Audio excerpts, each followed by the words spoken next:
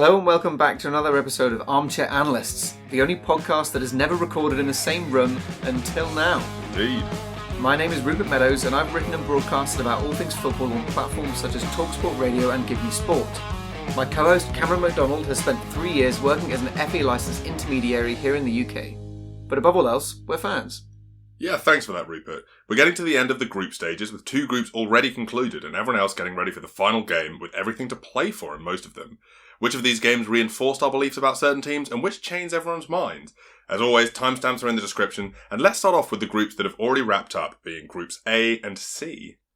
Yeah, so we'll start with Group A. As you know, Italy have just kind of run away with this one. 3 games down, 3 wins.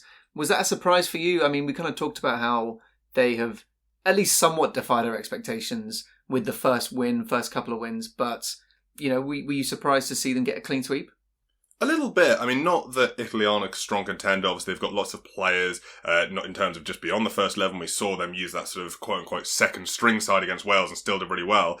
But you look at Group A and it's not a bad group. Wales, Switzerland and Turkey are all sort of teams that are not quite at the top end of the sort of international spectrum with your sort of France and your Portugals, but they're not mugs either. You could see any of those teams very easily making it through to like the quarterfinals. So I don't think that I expected Italy to have this much of an easy ride in the group. But they really are just looking like such a strong side at the moment. I mean, especially when you look at so many other groups, like, for example, the Group of Death, or England's group, or Group E even, where sort of these teams are sort of having a tough time, whether it's against the Slovakias or Sweden's or Hungary's even, who are sort of putting up a good fight. And no one's really been able to give Italy a tough time, even when they sort of rolled out with their B team against Wales. We'll get into that game shortly, and there was some other stuff like Ethan Ampadu's red card, but no one's really been able to give them a challenge so far. And they are looking, probably for my money, like the strongest team in the tournament so far. Yeah, I mean, I think the main thing is, you know, obviously they've scored goals, but just their solidity and their ability to nullify these teams, which, as you said, and I think rightly so, are very solid teams and not ones that you can, you know, take for granted even from a big side like Italy. So, yeah, I mean, obviously the flip side of that is, has Turkey, has Italy, has Wales, has Switzerland kind of disappointed in their games, or do we just have to give them credit where credit's due? I think Turkey have. Turkey have definitely, you know, I think most people going in, if you were sort of to predict this group, a lot of people were looking at Turkey as that second best team. When we talked last week about the first round of games, definitely my stance was that Turkey had lost 3-0, not because they were appalling, but just because that's how good Italy were. And I think now we've realised that both were true. Turkey have just been pasted in every game they've played. They've really let themselves down in this tournament. But yeah, Italy have just been a really, really strong side. And there's a part of that that's not that surprising. They've won these 3 games, but it's a run of 30 unbeaten games they've made with this last game against Wales. It's matching their international record. They haven't conceded any goals in the last 10 games. So, you know, when you say, is it surprising they've done so well? There's a part of it that is, because I think they've just been so decisively the best side and no one else has come close. But there's also a part of that we could see coming. I think even when we looked at the B team that played against Wales, you had players like Marco Verratti hadn't played yet, Federico Chiesa, who's had an amazing season for Juventus, Alessandro Bastoni, who's had a fantastic season for Inter Milan. This was the sort of second string. These were the people they were bringing in to wrap up the group with Wales. And again, yeah, I did think that Wales were a little bit unlucky to have Ethan Ampadu sent off, and that probably helped Italy move the game in the direction they wanted, but I also did think that they had taken charge of the game long before that. Yeah, true. I mean, I think the other thing to mention is just, I don't know, I was talking to someone the other day, I can't remember if it was you or not, but they just said, like, obviously it's not surprising Italy are doing well because they actually have a good manager. Yeah, so I think this was a conversation we were having when we were talking about, and we're going to get on to bashing Mr. Southgate later on in the episode. But yeah, it's one of those things when you look at a lot of international teams that England's never really got around to. But it's just employing managers who have a good track record, like Roberto Mancini. Great record with Man City. You know, he's got loads and loads of experience managing top quality players, working out different systems to effectively manage a campaign. And unsurprisingly, he's, you know, come across this crop of players, which is a very strong crop of players. I would also say it's not, you know, when I said last week sort of the peak of their powers, it's not the strongest Italy side that's ever been around, but they are looking like they are amongst the best in the tournament. But on paper, when you look at that squad, you wouldn't go, oh, they're as good as a France or a Germany, for example. No, you wouldn't. You're right. And yeah, I guess just it works for Roberto Mancini because while Italy might not be, as you say, you know, the strongest individually that they've ever been, Mancini is just used to managing big squads. For example, at City, at Inter Milan, teams like that where you had to manage like that group of players, and it was more than just 11. So yeah, I've been very impressed with him. Been very impressed with them. But let's talk about the game. Yeah, so the game was great. It was good to see some of these other players coming in, as we said. I mean, the two Sassuolo players who played in the game against Switzerland, the ones that everyone's talking about at the moment, that's Manuel Locatelli and Domenico Berardi. A lot of people didn't think they were even going to be in contention for the first 11 when the tournament rolled around. And then it was, I think, a little injury to Marco Verratti and then a little bit of a question mark over Chiesa that meant that those two got in ahead and have been sort of the stars of that tournament. And so what's interesting is to see how now Italy are going to move forwards into the knockouts. We talked about this when we were talking about what you do when players like Harry Maguire come in for England. Do Italy stick with the formula that's been working well, or are they going to have to sort of find a way to satisfy everyone, which, as you said, is something that Mancini has a lot of experience in. But yeah, no, both of these games that they played since last week, decisively done. I mean, I think it was really funny comparing. A lot of these games we'll look at and you get an idea about a team, like I was just mentioning about Turkey, because they've played against one side and you think, oh, this team's good and that team's bad. But then now that we've had sort of 2 or 3 games, you can use a bit more context. So when Italy played Switzerland, for example, I was very much like, oh, like, is it that Italy's midfield is good or has Switzerland just let them play? Because a lot of the passes that were happening in that game were sort of just like 45-yard passes across the midfield. And I was like, on the one hand, oh, Locatelli, what a great passer. On the other hand, Switzerland were making it look very easy. You then look at Switzerland in their other 2 games and you go, actually, Italy's midfield is just that good. Yeah, I mean, they feel like a team that's greater than the sum of their parts in the sense that they have what is quite rare in international football, which is that it seems like they have a really strong identity as a team. And in that sense, I almost feel like you could put back in Chiesa over Berardi and it wouldn't matter that much because an individual is not as important as how they play as a collective unit. That might be proved to be wrong. Could well be that Chiesa, recovers from his little bump and comes back in, doesn't look as good as Berardi did. Maybe they lose their momentum, but I don't know. That's just my potential take looking on. It definitely seems that way. It didn't really feel like they missed a beat against Wales, who are, to be fair, the second strongest team in the group based off how the games have gone. And looking at Wales, I mean, they finished second in the tournament. Wales are one of those teams that following that first game against Switzerland, I think you'd be forgiven for thinking they were going to crash out of the tournament. They finished that game and it was kind of like, they've held on through a very, very good performance from Danny Ward. Switzerland were kind of running them ragged for most of the part. And it was a combination between Danny Ward being really, really good and Haris Seferovic being really, really bad that meant that it wasn't sort of like 3 or 2-1 to Switzerland in the end. But to be fair, Wales have bounced back really well from that. They, pasted Turkey as everyone has done in this group, and I think they were unlucky to have not scored more. And even in this game, albeit yes against the quote unquote B team, they did have the best performance against Italy of any team so far. And you could imagine that had Ampadu stayed on the pitch, the result could have maybe not necessarily gone differently, but been closer and been sort of more hard fought. Yeah, definitely. I mean, it's funny, we're obviously calling it the Italy B team, but I mean, there were some big hitters in this side, and it is just testament to how good their depth is, because to put Belotti up front, for example, when he doesn't even normally start, to have Jorginho in the midfield who starts for one of Europe's biggest clubs, to have someone like Leonardo Bonucci at centre-back that you can just pick up as your 4th or 5th choice CB is just outrageous. Exactly. And a lot of that, I think there were 4 or 5. I think Bonucci had started the other games as well, so I think there were a few rotated. Bastoni was one of the ones who came in. But yeah, their B team was by no means sort of bringing out the kids and giving people a run out. I did think it was quite funny, and this isn't really an example of it because Italy had already won the group, but there is a sort of thing I want to talk to you about with some of these other groups, about sort of how serious match day 3 is for some of these teams, because you can now get through on 4 or 5 points. I did think it was funny in the Welsh game that Italy brought on a keeper at 89 minutes just to give Sirigu a run out. Yeah, it was funny, wasn't it? It was a real we can, so we have. Yeah, it was literally put your gloves on, Grandad, you'll have a run out, it's fine. Go on then, Salvatore. But yeah, so Wales on 4 points. They've definitely made it through. Switzerland are also on 4 points, but slightly less on goal difference. Just as a reminder, obviously, the Euros groups are decided on head-to-head first and then goal difference, but because Wales and Switzerland drew, it does go to goal difference where Wales are above. And Wales will go on to play the runners-up in Group B, which at the moment is undecided. It could be any of Finland, Russia or Denmark. But it's interesting looking at Wales because obviously here in the UK, the media has been going nuts for all of the home nations. And, any Welsh person you ever meet will not be quiet about the fact they made the semis last time. Do you think they could do it again? Do you think they've shown the sort of resolve and ability? Obviously, they've still got the two main talisman players in Aaron Ramsey and Gareth Bale, but they've got a lot of other interesting players coming through as well. We talked about sort of Kiefer Moore and what he offers as a threat that they didn't have so much last time. And sort of all these other players that are quite good at progressing the ball. Do you think Wales could come close to replicating that form? Could they better it? Could they do the same?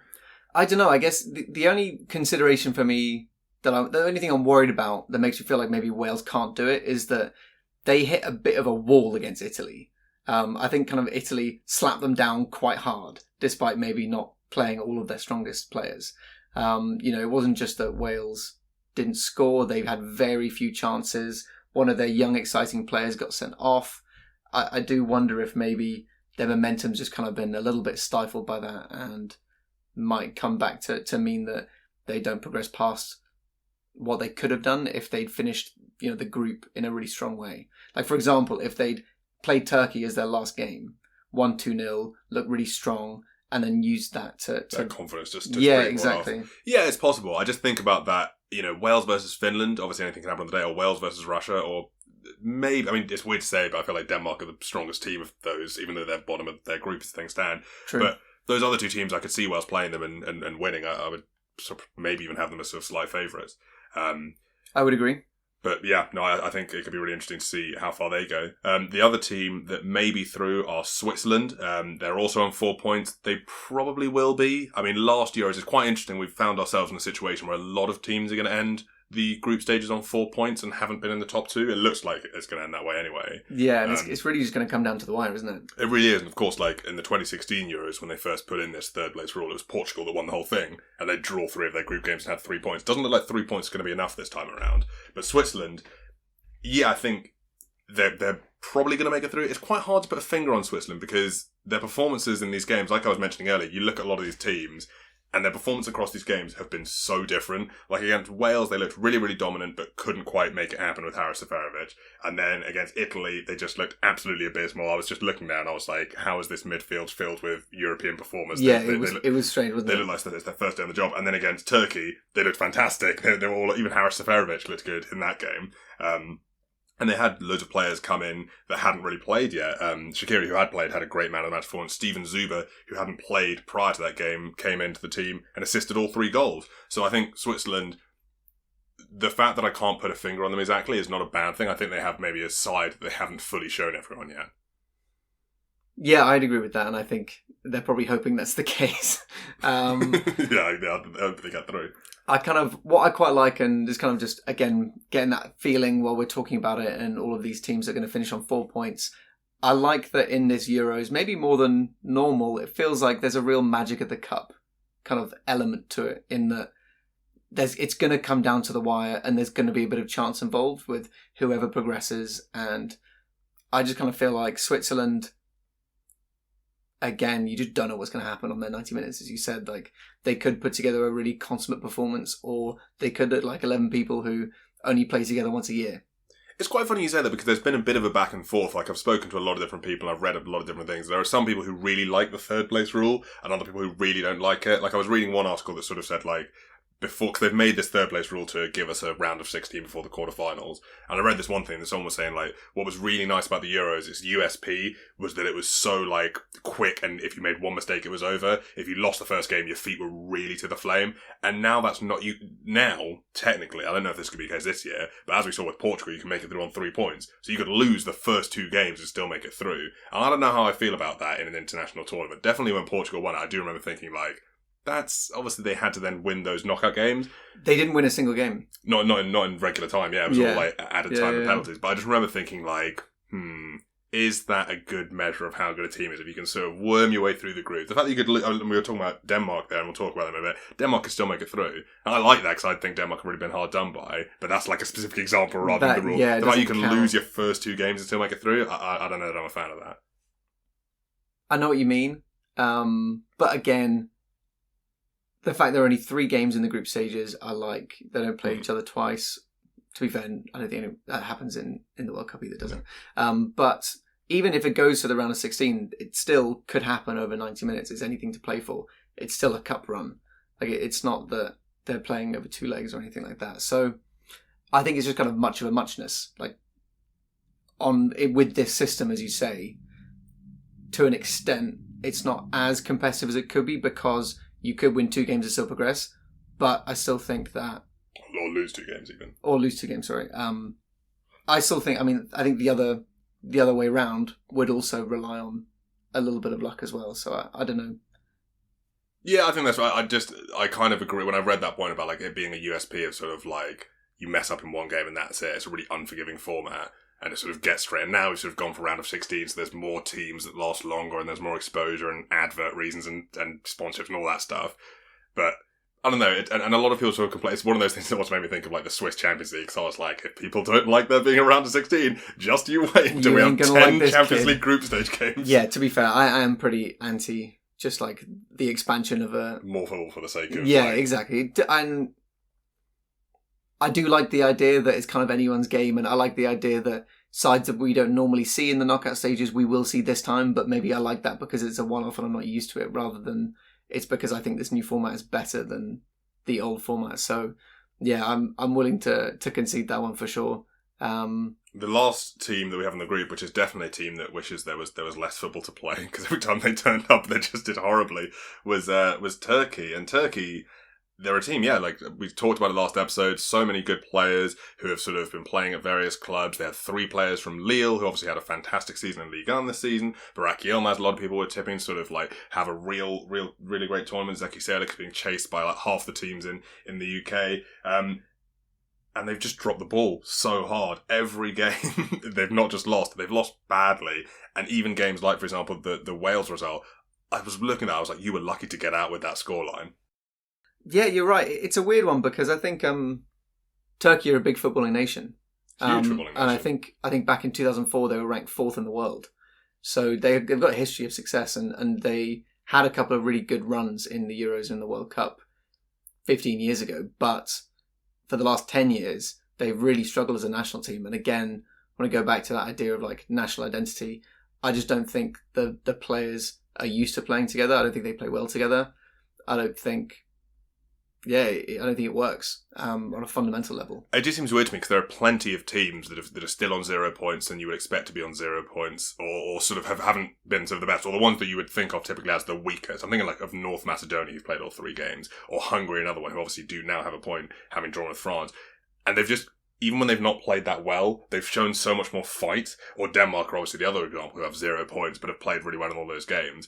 And even like a North Macedonia, who are the lowest ranked team in the competition, and everyone was sort of winning, like ready to go. They had a real... They've had a few moments where you've been like, oh my god, and like the Pandev goal was really funny, and they scored an unbelievable like goal that got disallowed today. Nuts. Yeah.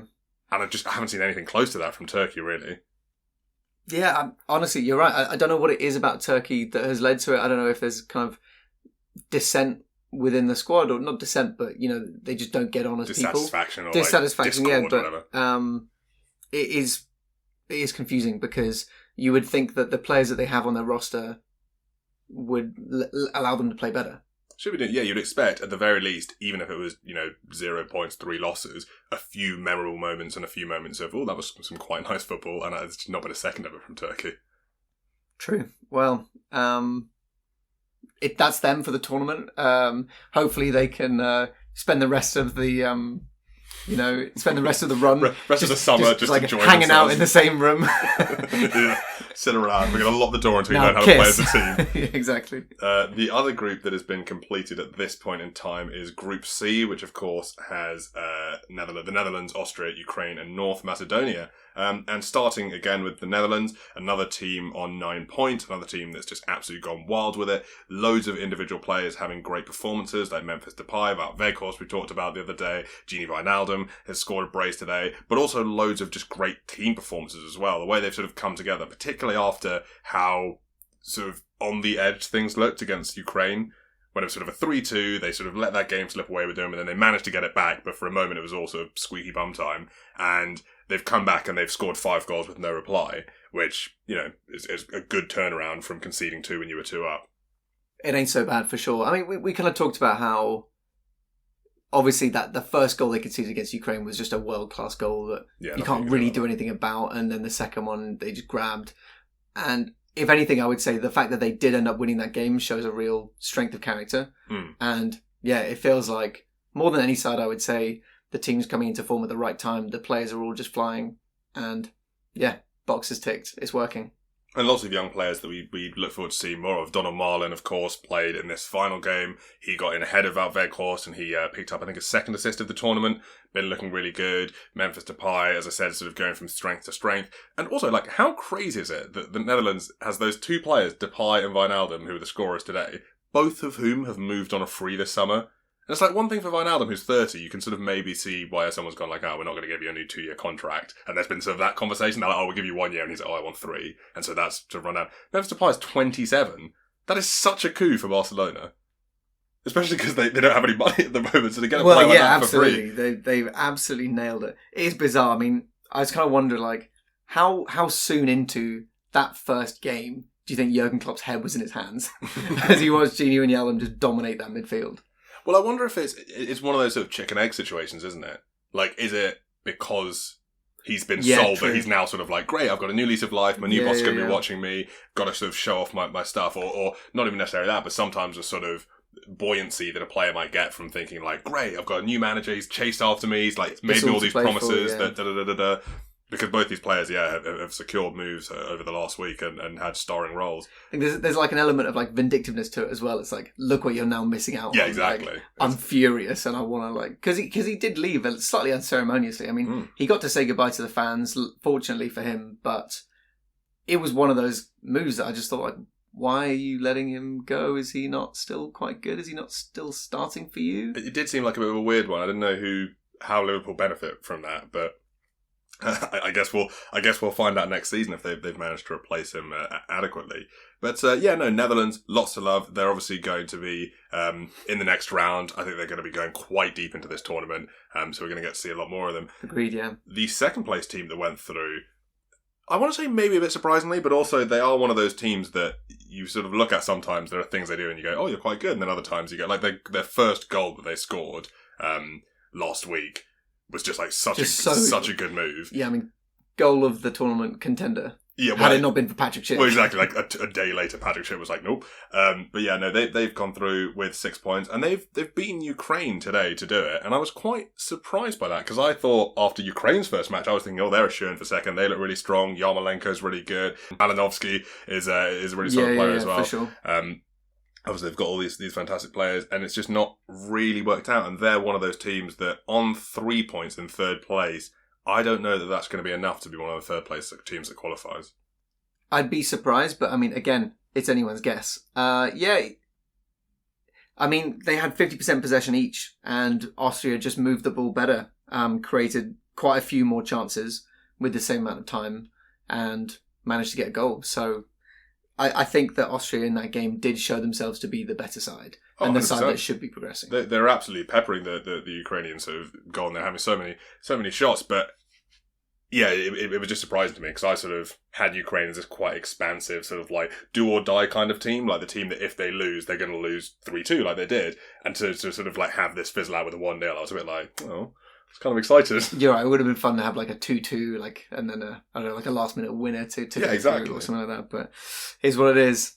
I feel like we should end on some sort of ode to North Macedonia, the country who captured our hearts and imaginations. Well, this is like the opposite to Turkey, because North Macedonia have managed to get exactly 0 points and just not on paper have a great tournament. But there are loads of moments that I'm sure if you're a North Macedonian you could go home with and be really happy about. Absolutely, yeah. They can be really proud of how they played in this competition. I mean, yes, it's almost like the reverse of Turkey. Is it also kind of like the reverse of Austria? The bad guys who had a bit of a racial incident but are now going through? Now, Macedonia packing their bags and off home. I think, honestly, if you're a North Macedonian fan or indeed player, you can be pretty happy with how the team has done at this tournament. You've managed to play in a lot of these games without being embarrassed. You've got some good goals along the way and some good memories for, the lowest ranked team that weren't the worst team at the tournament. Absolutely. I mean, I think hopefully it's something that, means that the sport continues to grow within the country. And yeah, I think I could definitely see them pushing on in years to come and keep qualifying. Keep qualifying indeed. The next group we're at is Group B, which is wrapping up later this evening. This is another one of those groups that's sort of being... The charge is being led by a team. A lot of the groups we're going to look at later on, you sort of have a lot of teams on 3 or 4 points, all sort of... No one's really pulled ahead of the pack, and you've got Italy and Netherlands, obviously, in Group A and C, and then Belgium, you would imagine, are going to complete the sort of third win and go ahead on 9 points as well. 6 points already. What's interesting about Belgium, though, is that it was one of those things where the first half of their game against Denmark, I've been really waiting for an upset all tournament. Nothing I love more than an upset, especially in a tournament format, when that sort of could mean that someone's exiting. I love when a big team exits early. Sure. Agreed. And so I was watching that first half against Denmark, and I was like, interesting. Denmark were playing out of their skins. They had really had like a fire under them by the whole sort of Christian Eriksen thing, which was great to see. And I did think we were on our way to the sort of first upset. And then Belgium just sort of turned to the football community at large and went, Kevin De Bruyne. Which is like, hit the star button. I mean, what an introduction back into the side. Wasted no time. Absolutely dominate. Yeah, I mean, he produced the assist 8 minutes after coming on. Yeah, and then scored a great goal as well. And yeah, just showed like what a quality player he was. Eden Hazard obviously also came on. I think he got the assist for Kevin De Bruyne's goal. Yeah, he did. And he obviously wasn't as impactful as Kevin De Bruyne, or has had less of an impact this season, but he's another one of those players that you just can't write off at all. And it was crazy sort of seeing those two, and also Axel Witsel on the bench, and sort of just being like, wow, they still have that in reserve. I think Belgium are a really interesting team, because what Belgium... I don't know if you would call this an asset or a liability, but what Belgium have going for them that I don't think Italy and the Netherlands have to quite the same degree is that you get the sense, at least for me anyway, that for them, this and the World Cup are kind of like the last good chance to win something big. Like, everyone's been talking about how good Belgium are for a long time. It's this golden generation, all these top players. They have got one of the best strikers in the world in Romelu Lukaku. They have got, for my money, the best midfielder in the world. They've got, all these other players who are sort of on that sort of edge. Obviously, Eden Hazard was in the conversation a while ago, but you've still got sort of Dries Mertens, Ferreira Carrasco, and a lot of them are either on the wrong side of 30 or they're rapidly getting there. Like, Lukaku's 28, Kevin De Bruyne's going to be 30 by the end of this tournament, Eden Hazard is 30, Axel Witsel, I think, is 32. You've got Alderweireld, who's 32 or 34. Vertonghen, who's 32. One of them's 32, one of them's 34. So a lot of these players, when I'm watching them, I'm sort of thinking, like, if they don't... Because they've never won the Euros or the World Cup. They've never won a major honour. Yeah. And somehow are still the top FIFA ranking team. They're great to watch. But it just does make me think, like, it's not hard to imagine, for me, that when we get to Euro 2024, this squad will not look massively similar. Or if it does, they'll be having the tournament that Croatia are having right now. Yeah, agreed. So I don't know if that's something that's going to spur them on, or if that's like, this is what I mean, I don't know if it's an asset or a liability. They've got a load of these players who maybe are thinking, if I'm going to win it for my country, this and next year at the World Cup is my last chance. Yeah, well, it's interesting. I think, as you say, it could really go either way, because when it comes down to, the last 10 minutes and you're 1-0 down and you need to produce that energy to try and overcome adversity, you can either feel like this is just like every other time, we always lose, or you can step up and say, like, we need to win this because this is our last chance. The main difference there is going to be leaders on the pitch. And I do think that Belgium have several players who can just grab a game by the scruff of their neck. Like you said, Romelu Lukaku can produce a goal out of absolutely nothing. Kevin De Bruyne can create something out of absolutely nothing. Eden Hazard can be anywhere on the pitch and just be as dynamic as we know he can be. So, and I do think that they're big characters. I think Lukaku's definitely become a lot more mature in the last few years as a player. He seems a lot more consistent. Again, Kevin De Bruyne, such a leader on the pitch, as we've seen in his performances for Man City. At least I feel personally, how many times have you seen, for example, him just doing absolutely everything in midfield? Oh, yeah. Like making that last-ditch challenge and then doing a lung-busting 50-yard run to create a chance for a striker. Yeah, I think there's always a difference in my mind between good players and match winners. Like, you can have fantastic players, and often, like, it helps if you are a more attacking player. But, like, all of those players, De Bruyne, Hazard, Lukaku, they're all match winners. And just on Lukaku quickly, this is sort of like an aside. He's never been slow, Lukaku. He used to have a bit of an awkward, like, someone once commented that he looked like he was playing in jeans when he was playing at Manchester United, which I thought was quite a funny description. But he's never been short of a bit of pace. Has he got way faster, or is it just me? He has, like, added, like, a yard of pace onto what he can do. Yeah, you're right. I don't know how he's done it either. It's insane. Like, he gets the ball, and, like, it's just it's one of those things, like, when you watch Erling Haaland run, and you're like, how is that movement producing that result? Yeah, But I watch Lukaku, Lukaku, and he's, like, a very large guy, and he just gets the ball and knocks forward, and it's like watching Kylian Mbappe, but, like, blown up, and I'm just like, how is that physically possible? Hey man, the carb diet's working. It's insane. Pasta and pizza, bro.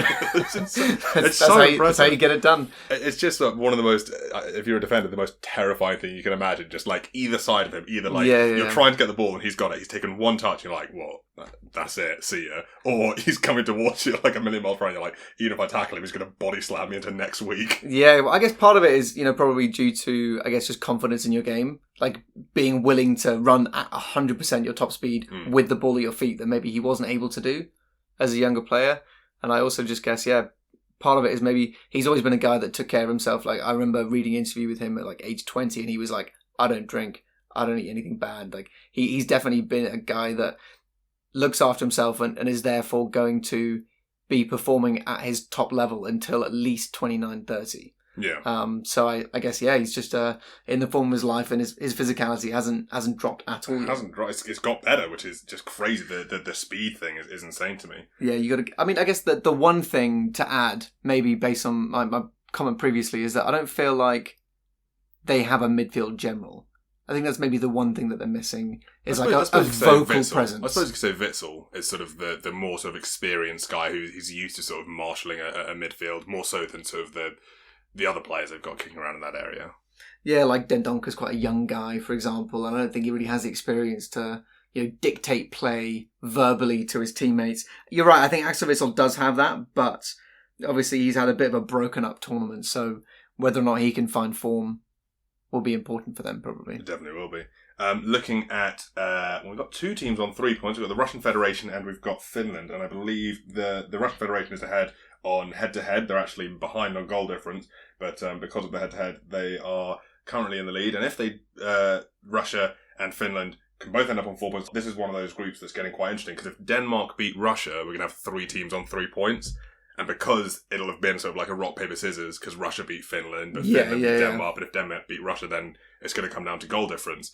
And I don't think they can end up on the exact same goal difference because of the way it's fallen, but it's one of those that I was like looking into the overalls and I was like, how many things need to be the same before we get to coin toss? Just going to create a Mobius strip group exactly. that then breaks the computer with its infinity loop. But yeah, Russia have somehow, they're second, but they haven't really been that impressive, and I think is another reason why I'm sort of not really sure about the whole head-to-head thing, because they've sort of weaseled past Finland, who I don't want to say, actually, weaseling's a really harsh way to say it, but they've sort of like snuck past Finland, who themselves kind of snuck past Denmark, and that means that that's the way that the table sits, even though that, Russia haven't necessarily been that fantastic, they've just been able to beat Finland. And I think, it's another team that's sort of hard to feel good about, despite the fact they are second, because they've lost 3-0 in their first game, which is not exactly an inspiring performance, and then they've sort of squirmed by here with an okay performance. Do you have any sort of other thought on Russia, particularly inspired by them? I guess the only thing I would add is that the one area they stand out in is distance covered on the pitch. I think last time I checked, which was maybe last week, Golovin was like top of that list as a midfielder for how much he covered in one game. And there are quite a few Russian players in the top 5 and the top 10. So I think they're just really industrious. And I kind of admire that, the tenacity of it. Yes, they scraped by with a 1-0, but they also, I think, put a lot of grit into that performance, despite the fact that maybe they weren't the best technically or the most exciting team to watch. So I've got definitely an element of admiration for them, but, I'm not thrilled to, rush home from work and put the TV on to watch the game. Yeah, I sort of feel, maybe this is just biased because I feel so bad for Denmark, so I want Denmark to finish second now just because of the highlights and thing. But I feel in a similar way about Finland, like, neither of these teams have really sort of made me, like, and this isn't necessarily like, oh, you're not a fantastic, amazing team, because we were talking about how North Macedonia have been really, really interesting, and Hungary as well, like, when they were defending against Portugal, obviously the draw against France. Neither of these teams of Russia and Finland have really sort of got me going, like, oh yeah, you've really earned your place in the knockout rounds. And obviously, if they get the results, they have by definition, but I don't know. it's just but both sort of teams have not really inspired me so far this tournament. Well, it's just a difficult one because, like any group, there are at least two strong teams, and Denmark have just had, by nature of just fortune and chance, a really weird tournament. And as a result, there's like that gap there where a team you would imagine to be second place is in second place. Denmark are at the bottom, and then there's this void between Russia and Finland where you just think maybe neither of them would do it on another year, but they are where they are. The thing is, Russia were all right at the World Cup, though. I was expecting maybe a little bit more excitement from them, but they haven't delivered on my expectations. But finishing with the last team in Group B, Denmark, narrow loss in both their games. It just feels like a tournament where everything's gone against them, really. The same way, I mean, now they've managed to get a point, but I sort of felt that way last week about Hungary, where they sort of have been drawn in this group of death, and also their best player was injured. And they've now, to be fair, sort of overturned that a little bit. But Denmark, it just feels like everything's sort of gone against them. I won't be surprised if, like, Russia sort of squeeze past them 1-0 tonight and have, like, or it's a 1-1. It's just, like, a really middling game that Denmark can't get anything out of. Yeah, it could definitely happen. I mean, it's also tough just because they exploded onto that Belgium game with so much energy. They scored in the first 2 minutes. Yeah. And then Belgium just turned it over on them and we're like, you're winning? We're just going to bring on our £200 million rated midfielder. Well, that's the thing. It was like, there was that moment. They were playing so well. You were like, wow, Belgium, who are like one of the strongest teams of the tournament. Denmark are like really holding their feet to the fire here. And you were like, wow, like fairy tales in football doing this. And like Belgium just walked over and just closed the book. And they were like, right, bedtime now. No more stories. Because actually, you're good. You're right. If it were a real like insult to injury kind of thing. Yeah. Okay, we've let you have your fun for 45 minutes. You happy? Warm heart? Okay, bye. But yeah, I don't know. Football can be a tough sport sometimes. It'll be interesting to see how this group falls because Belgium are going to be a very interesting one to watch. I worry for the other teams in the group that it's probably going to be Russia or Finland that make it through next, and I just worry about their chances for the rest of the tournament. Who do they play next? So second place in Group B plays against the second place from Group A, like I was saying earlier. So that'll be Wales plays one of those three teams. Yeah, you'd kind of back Wales to have a bit more in them. Like we were saying earlier, Finland or Russian Federation, I think Wales probably have them, which is good news for Welsh fans. Good news indeed. Looking at useless trivia before we go into the second half, I've got a very personal one for me, and I think this is gonna tickle certain people who I know listen to this, a certain kind of our sort of age, and that is Poland brought on a 17-year-old. In their match over the weekend, they brought on Kasper Kozlowski against Spain in the 55th minute. And at his age, he is the first player to have played in a European Championship that is younger than the television show Peep Show. That's just... When you said people that listen to this show might like that, you meant you like that, don't you? Yes. Well, when I'm editing this later, I'll be chuckling at my desk.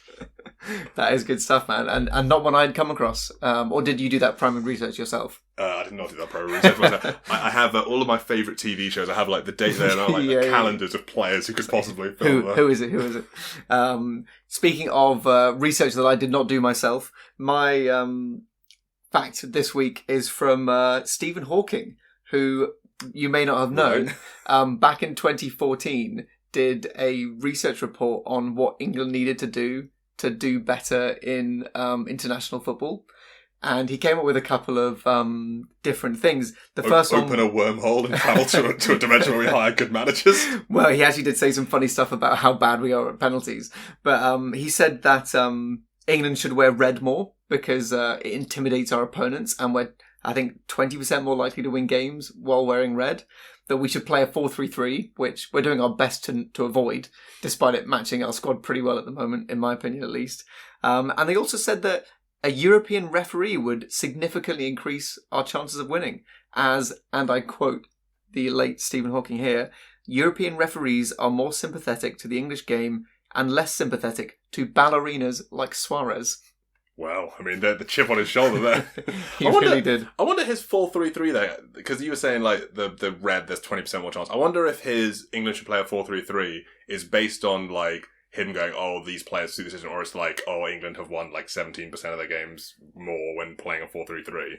Like, I wonder which one of them, maybe a mixture. So the statistics they looked at were every game that we played as a nation since 1966 when we won the final. So obviously you're going to have one or two statistical anomalies. And I can imagine that maybe just the 4-3-3 potentially coincided that we were playing it with a group of strong players, and therefore we had a higher win ratio than normal on it. But I could also imagine that if you're only looking at the statistics of the game, because Stephen Hawking wasn't a football fan, then you're always going to come up with like some weird things. You're like, did you know that every time the coach high fives the opposition coach instead of handshaking, England are 30% more likely to win? Yeah, well, that's the reason I ask about the 4-3-3 thing, because it's like you might go, oh, this formation historically has a certain percentage, but you might have just had a really good right winger come through that would change your sort of, how effective this formation or that formation would be. True. I mean, definitely the red kits is an interesting one, because he kind of signified that maybe it was because they were more intimidating. But I've also seen it said that on balance, teams that play in red always do very slightly better than other teams, because their kits directly contrast with the green of the football pitch, meaning that in those tiny margin moments when you're looking for a player out the corner of your eye, you're that bit more likely to spot a red teammate, rather than like someone in green, someone in yellow, someone in blue. That makes sense. I mean, a lot of, and that's the logical thing, a lot of the red clubs in antiquity do have that thing of just like, oh, it's like the colour of battle, like it looks like you're drenched in the blood of your enemies, and that sort of thing. So a lot of clubs have like a very similar origin story to that. But yeah, maybe that's what we need to do to improve England. Moving on to England and Group D, let's start off not with the Czech Republic, because although they are top, we have a lot to talk about with England and their disappointing 0-0 draw with Scotland. Disappointing for England, not so much for Scotland, who played really, really well in this game and really impressed everyone. This was a bit of a reality check for England. I think after the Croatia game, everyone was sort of, going into the Croatia game, everyone was sort of like, oh, this is Croatia, the World Cup finalists, and, they knocked us out last time, this is a real reckoning, and England won 1-0, and I think we all, ourselves included, got a little bit overexcited about how good England were, and I think that this game represented a real bringing back down to earth. That this in tandem with the Czech Republic-Croatia game, where Czech Republic, who have been a good side of this tournament so far, also sort of exposed Croatia as not the force they once were. It was sort of like okay, so we were playing the off-brand Croatia. For sure. The players. But yeah, it was a bringing down to earth, and it was just one of those things. It's all managers say this really, and all players as well. It's like when you win, everyone's at your back and going, "Oh, he played Calvin Phillips and Kieran Trippier, and oh, what a fantastic thing!" And then in this game, everyone was just sort of having a go at the tactics. I thought the tactics of this game were just really unambitious. The Jack Grealish thing is still such a question mark. I think my love of him as a player is well documented on this podcast, and indeed most people's. But sure. The fact that he didn't play in this game was bizarre to everyone, to the point where like all the pundits at the half time were sort of just going like, where is he? Where is he? Where is he? And then when he finally came on, he was brought on for Phil Foden, who up to that point had been the only the brightest player, sort of like industrious player in the final third for England. And I think like a lot of people were making the same jokes, just like, oh, you can't, Gareth Southgate doesn't want it to be too exciting, because if you have them both on, we might do something fun. So got to keep it conservative, got to make sure you keep the double pivot going. And I just thought, even if you didn't want to take off one of the double pivot players, like, why? Raheem Sterling has 9 lives, and I can already see the 11 against Czech Republic on Tuesday being like Sterling on the left, Rashford on the right, Harry Kane up front still, and it's just and there's no creation behind, especially because now Mason Mount is not going to be in that game, Ben Chilwell's not going to be in that game. It's just it just makes me really nervous about England's chances, because it's like we talked about earlier with Roberto Mancini or a lot of these other national teams that have great managers. Gareth Southgate, and I don't think this is necessarily his fault, I think it's the fault of the FA for always hiring a safe choice, but Gareth Southgate as a manager has only ever managed one club before England, and that's Middlesbrough. He managed them in the Premier League, he finished 12th, he finished 13th, and he finished 19th and turned them down.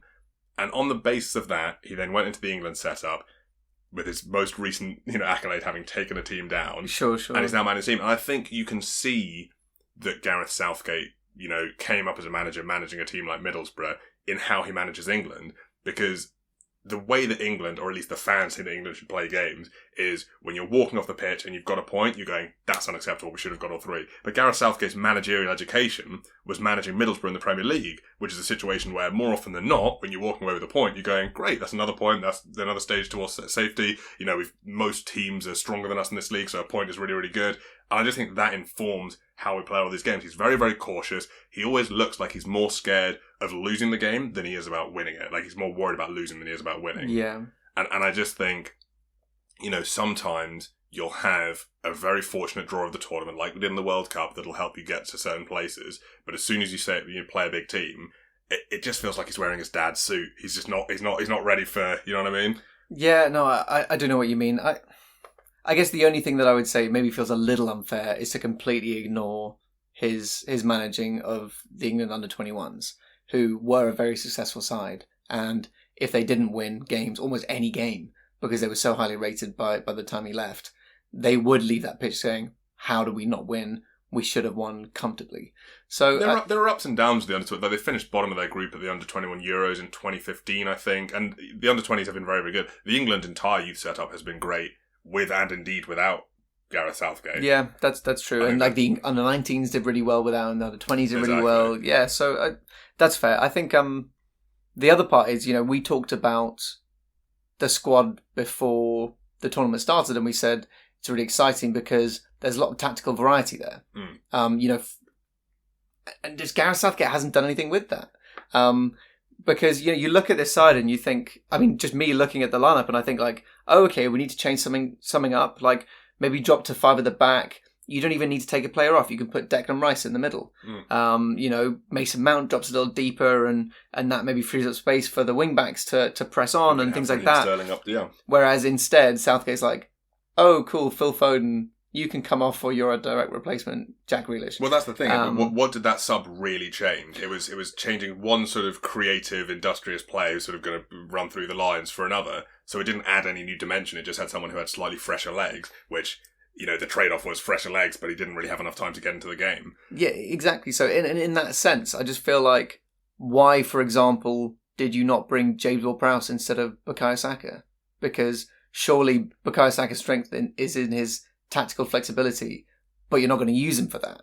Yeah. So just pick a squad that has straight swap potential rather than one that is tactically versatile if you're not going to be tactically versatile. It just seems weird. And the other thing, it just seems weird how he has these sort of, I don't know the guy, but it just seems like he has his favourites in the squad, and there are certain players who just, no matter what they do, can't get a look in. I thought, for example, like the fact that Marcus Rashford was the one who came on for Harry Kane was bizarre when you had players like Dominic Calvert-Lewin on. I also thought Jadon Sancho not getting a look in. He wasn't in the squad for the first game. Jadon Sancho, I was looking into the exact numbers. Jadon Sancho has got 114 goals and assists in 137 appearances for Borussia Dortmund. Yeah, he's elite. That's ridiculous. That's an unbelievable stat. It's outrageous. How is he not playing for England? Man United, for the last 2 summers, have been throwing the kitchen sink at Borussia Dortmund to try and get him to come play for them. They've been like, we'll give you 90 million, 100 million, whatever. Still at the moment, they're just like, we'll pay anything. And Gareth Southgate's like, nah, I don't think this guy's good enough.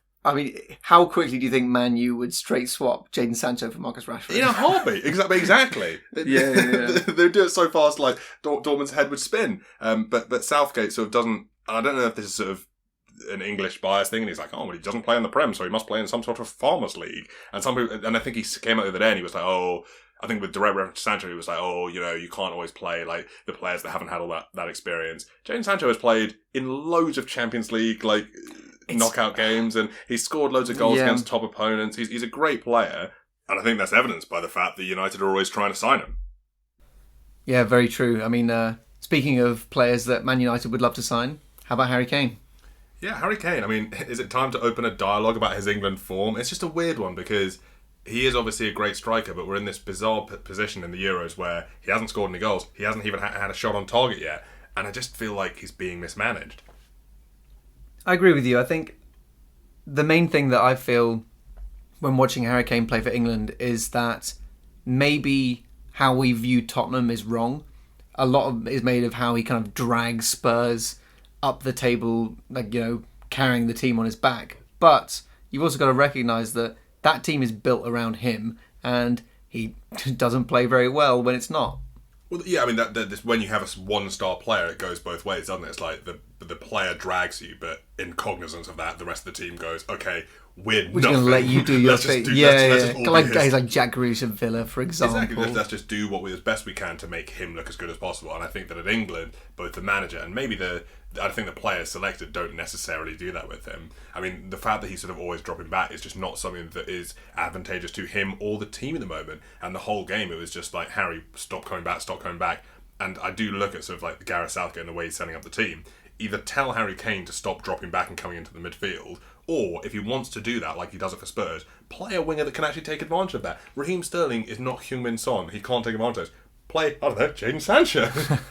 It's some real armchair management, isn't it? It's just... There are some times where you're like, I'm no expert, but like I'm no professional, but surely this is just rational and logical. Like, why is that not happening? All I can think is that Harry Kane's so used to playing that way because he's played that way for several years in a row that that's really all he knows, and he's not good at rewiring his brain under a different tactical system. But yeah, it does seem bizarre, and you've got to question Gareth Southgate's temperament. Ability to effectively manage the team. I agree, and I think that Harry Kane point you made there about him sort of not knowing anything different. Remember when we sort of had that little investigative thing from the Athletic into Spurs about 6 months ago under Mourinho, and they were talking about how Harry Kane and a couple of the other attacking players were still running the attacking tactics that Pochettino had sort of left them with because Mourinho wasn't really training them enough, and that's what it sort of makes me think when he's doing his Spurs tactics at England, that he's not really had anyone at England going, right, Harry, okay, you do that for Spurs, that's all well and good, you scored a lot of goals, you got a lot of assists, bang on, great season. For England, however, the players you're with are different, the system we're doing is different, we don't want you to do that. Clearly no one said that, because he's still doing his Spurs job to no effect. Yeah, true. I think Gareth Southgate would be very happy to be likened to Jose Mourinho until he realised it was for all of the wrong reasons. I don't think so. For the last bit from England's side on this game, should England have had a penalty for the incident with Raheem Sterling, in your opinion? This is like with the England hat off. Yeah, you got to. This is like the blood has settled at ambient room temperature. Yeah, I don't think any England fan would give you a balanced answer 15 minutes after the game. Now that it's been a little bit longer, what do you think? I mean, I guess all you can say really is that some of them get given, some don't, in the same way that we had a few chances that we could have scored. We didn't. Like, yeah, we could well have had that. And on the day, it's not what happened. It's one of those, isn't it, where it's like, yeah, we could have got that penalty, but we shouldn't have needed it anyway. True. So, we shouldn't have left it to a 50-50 call. It's one of those, the same, where I've seen them given, I've seen them not. I saw it given in the Spain game, for example, where they got a penalty for the exact same thing. But I wasn't sort of looking at it going, I cannot. But at the time, I think I probably was. But in the cold light of day, I'm thinking now, like, well. Yeah, true. When I took off my my 3 England tops I was wearing. Hat, scarf, gloves. Exactly. Again, it feels harsh or discrediting to Scotland, because they really did fight through the game, and as much as we didn't deserve to win it, they deserved to draw it, maybe even do better. They could have snatched it, I guess, if on a different day. They would have been lucky to, but they could have done. I just feel like, we left it to chance, and chance wasn't in our favour. Well, let's talk about Scotland. I mean, Scotland had a really good game here. Kieran Tierney and Che Adams both came into the lineup, and they really, really invigorated sort of that attacking threat. They obviously didn't score in this game, but just the crosses coming from Tierney. Che Adams playing alongside Lyndon Dykes made even Lyndon Dykes look a lot better. And Billy Gilmour in the midfield had a great game. And it's one of those things, even though Billy Gilmour now has sort of come out, he's got coronavirus, so he's going to miss that game against Croatia. You wouldn't think it's not a given that Croatia are going to win, and you wouldn't even necessarily bet against Scotland nicking the 3 points there. No, you wouldn't. I actually think Scotland have a pretty good chance to take it. I think it's all to play for, and based on what we've seen of them, they could well go on and win that game. I think, I just felt like after the first game that Kieran Tierney was missing for, I think I might have said at the time, like, Scotland really were just missing him, because so often for Arsenal, he is that like little bit of energy, that spark from the wing that creates something out of nothing, and I think that Scotland were missing that kind of dynamism, and to have him back has been great. Che Adams is also, as you say, forming quite a nice little handy partnership up top. They look like definitely a more well-rounded team with those players in it. Before we move on to Croatia, let's talk about the group leaders, Czech Republic. They are a really exciting side this tournament, lots of quality, a good goal difference on top of their 4 points, so unless something crazy happens on Tuesday when England play them, it's almost guaranteed that they'll be through. Lots to be excited about with this team. Obviously Patrick Schick with another goal, the midfield is really solid, the defence is great, they only managed to concede in this game because of a moment of individual brilliance from Ivan Perisic, but just looking like a really, really strong side, and maybe one of those that people were sort of talking about maybe like a Turkey or something like that going far. You could see the Czech Republic being sort of this year's team that go quite far, and everyone's like, how they ended up there? True. I mean, I really like them. They've got great balance, as you mentioned. You know, the defense is solid, the midfield works, the attack is flowing well.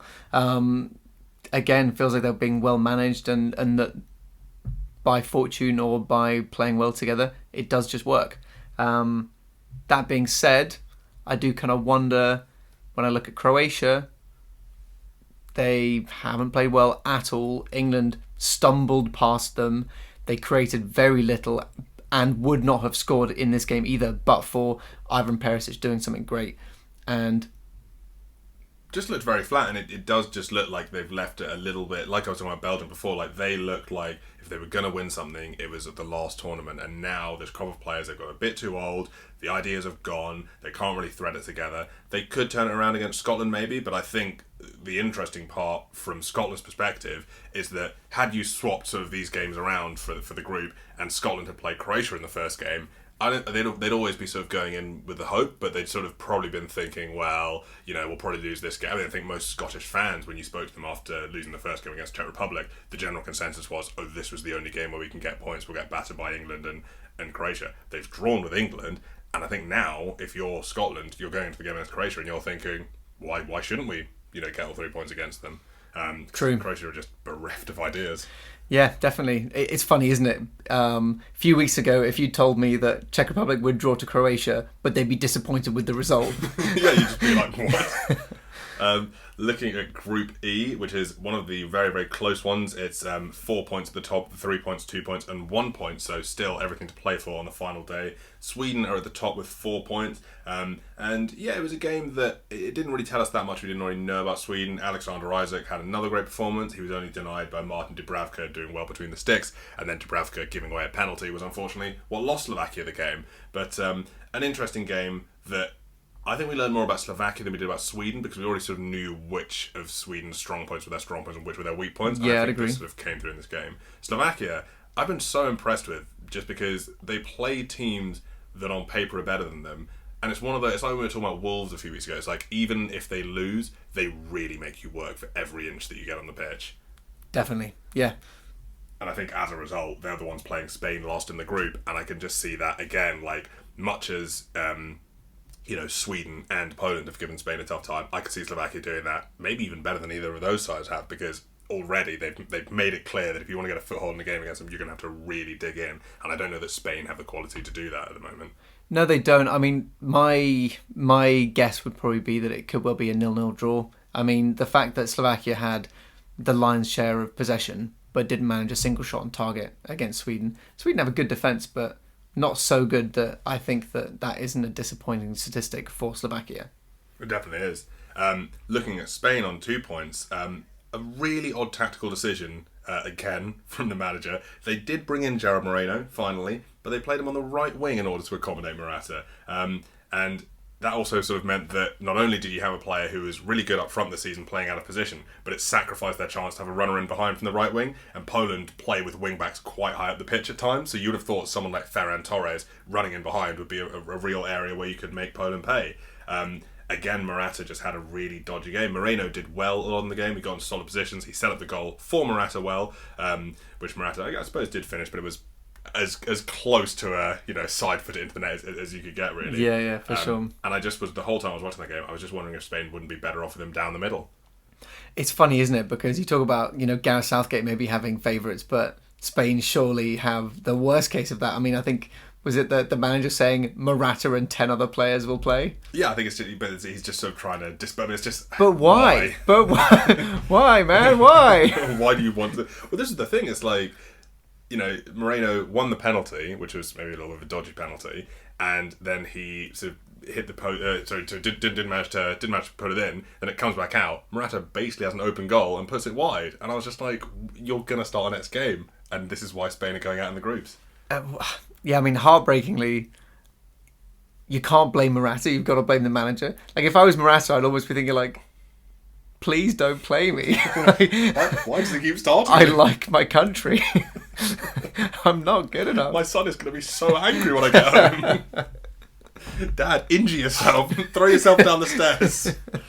And then last is Poland, who are one of those teams that similar position to a few other teams we talked about. They're on 1 point. They look like they might be going out, but there are a few things to be looking at. They're good on the ball. They've been technically proficient in the midfield, but it's just at the back that they don't have that sturdiness. They try to be a little bit too adventurous with the wing backs, and I think it just burns them too much. I think against Sweden, who I've been enjoying playing these sides, they get a bit shaky about that. They might have a tough time. They did have a number of chances against Spain. They couldn't quite make them count, but if they win against Sweden, they'll be on 4 points and then probably through. It's all to play for. Last, wrapping us up, we're having to sort of speed up a little bit here. For those of you wondering why we've been so light on Group E there. Don't worry, man. It's not like the next group is a big one or anything. Is Group F, the Group of Death. And I was doing a little bit of research about the Group of Death in sort of its many forms. And I learned that since Euro 2000, not one team that has ever been in the Group of Death has gone on to win the tournament. In fact, not one has even reached the final. And it's kind of an interesting one because it bears the question, you look at the Group of Death is always sort of named so because there are so many good teams in it, but does a group that competitive burn out its contestants? And we've already seen good and bad from all of the quote-unquote big teams. Obviously, France were really imperious against Germany in the first week and sort of showed that even masterful Germany couldn't hold a candle to them. Then they've drawn with Hungary.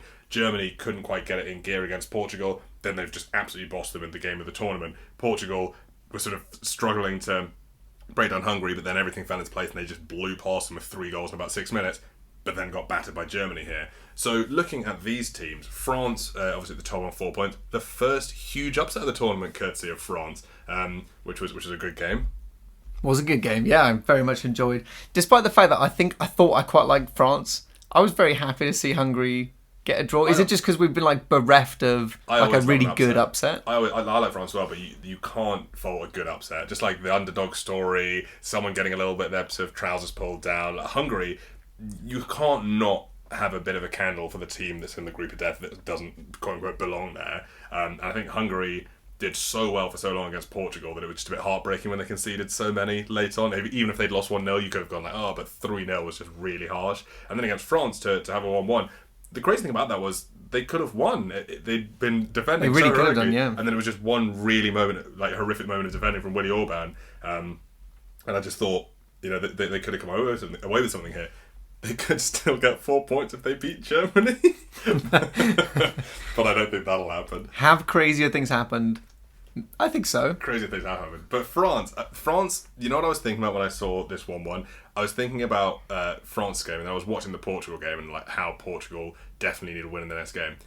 It was making me think when France drew this game of when Man City get embarrassed by a match they shouldn't have lost, and they just go out and just pound someone. Portugal is going to crunch someone.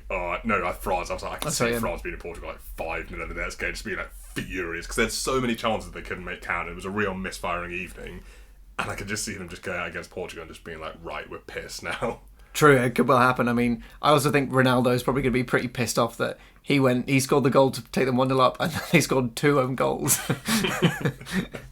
Yeah, let's look at that game, which is the game of the tournament. I love Robin Gosens more than anything. He's such a funny player. He's a left back that just has this ridiculous goal threat, and it's not even left backs that Leighton Baines or something, or penalties or free kicks, or even that he's a Ben Chilwell who turns up at the back post and gets a lot of goals through that. He just has a crack. He just turns up, yeah. That boy will hit them from. He just has a whack from the tightest angle, and they go in. And I'm just watching him, and I was looking at his stats for Atlanta. He had 11 goals in the league this season from left back, all presumably also from the 90-degree angle. Yeah. And I just loved it. Germany, of course, this game, back to what we thought they would look like. In the first game, everyone was sort of wondering, is it sort of time up for Germany? How are they sort of a half finished? And they came out with the 3-4-3 in this system, and it's just absolutely lethal. They completely flattened Portugal's back four by having the sort of wing backs join the front three and sort of have a 5v4 sort of situation going on. And Portugal don't have a bad defence. I do think Nelson Semedo got targeted very hard because they were weakness identified. Yeah, that guy struggled. And it was very apparent that Portugal were missing João Cancelo. But I thought this was Germany showing us that they are still a top team. And it was one of those where I was don't count them out too early. Very true. Yeah, no, you're right. I absolutely love Gosens as well. And I kind of feel I don't know if this is wildly inaccurate, but I kind of feel he is the Stuart Dallas of Serie A. I think in a way, because he plays sort of left back, left wing back, left mid, and also has a goal threat. And also in a way that I kind of feel like Atlanta, because they've got that just rogue element that Leeds also have, that they can beat anyone on the day, they defy expectations, they'll play anyone as hard as they can. Well, I mean, to be fair, they finished third, so I think that Leeds would be loving that comparison. Atalanta fans maybe not so much.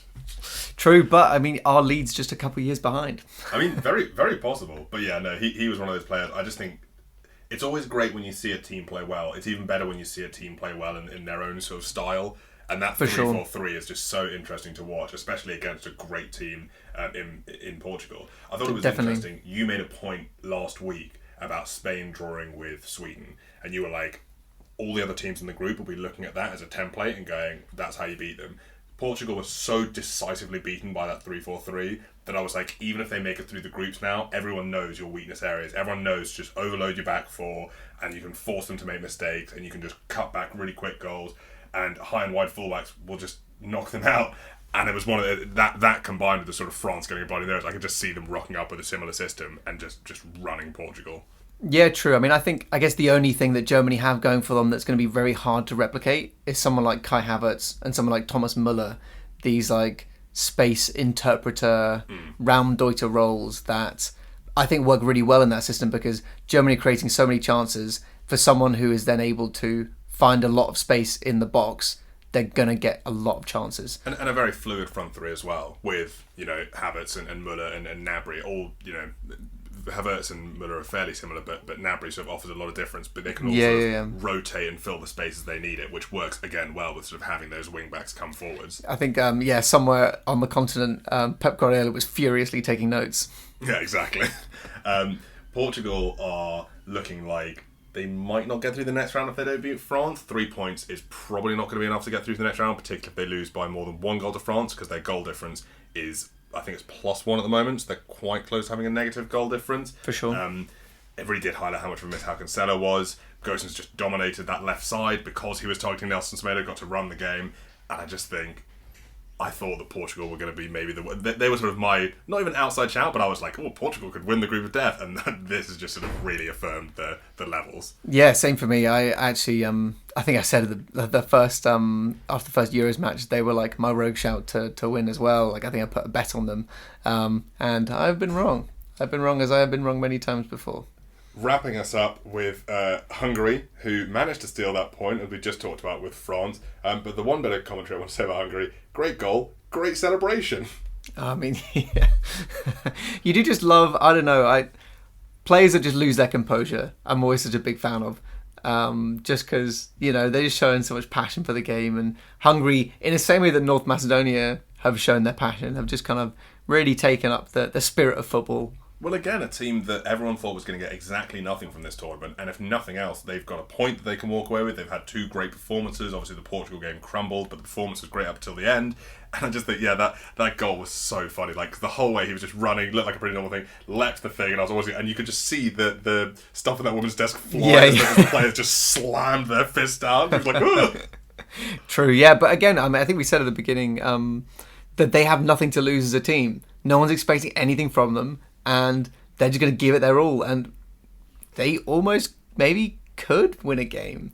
I mean, if they beat Germany after that performance, that would be peak football. If Hungary managed to get a result against Germany. That's football done. That's it. That would be so amazing. Everyone go home. Football's finished. Hungary won. Absolutely fantastic if Hungary managed to win 1-0. Well, I know for sure I'll be watching that game. Yeah, it's definitely one to look forward to. Not to cut us too short, but we already had to sort of dash through Group D, E and F because we went a little bit too long talking about some of the earlier teams. So I think that about does it for this week. It sure does. Cam, the first ever week of us doing it in the same room. Any upsets, any surprises? A few technical difficulties, but nothing that can't be fixed in post. Rupert, great to talk to you as always. Cam, it's been a pleasure, and catch you next time. Cheers, guys. Bye.